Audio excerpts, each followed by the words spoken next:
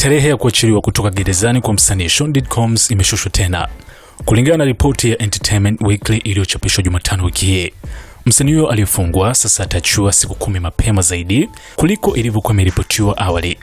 Awali kifungo cha Combs kilitajwa kumalizika April 25 mwaka 2028, lakini sasa kimebadilishwa hadi April 15 mwaka 2028.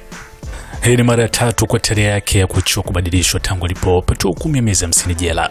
Mwanzoni kabisa alitarajiwa kuachiliwa Mei 8 mwaka 2028, lakini madai ya kukiuka sheria za gerezani ilifanya tarehe hiyo kusogezwa hadi June 4.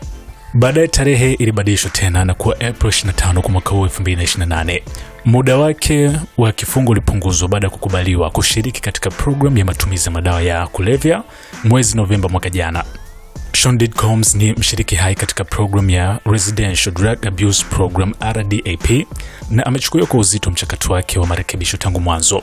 Mwakilishi wake alisema mwaka jana amejikita kikamilifu katika kazi yake, anaangazia maendeleo binafsi na ameonyesha dhamira ya kubadilika kuwa bora. Mabadiliko ya tarehe ya kuachiwa yanakuja wiki moja kabla ya mawakili wake kuwasilisha hoja zao mahakamani ya rufaa ya Marekani US Court of Appeals for the Second Circuit. Mwezi Disemba, timu ya wanasheria wa guji huyo wa muziki iliwasilisha rufaa kupinga hukumu ya kifungo chake, wakidai kuwa Judge Aaron Subramanian alitoa adhabu hiyo isiyo na haki.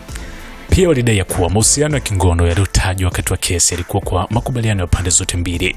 Hata hivyo, waendesha mashtaka wa shirikisho walisisitiza kwamba hukumu ibaki kama ilivyo, wakieleza kuwa Combs ana tabia ya kuwatisha wahanga na kutumia vurugu dhidi yao.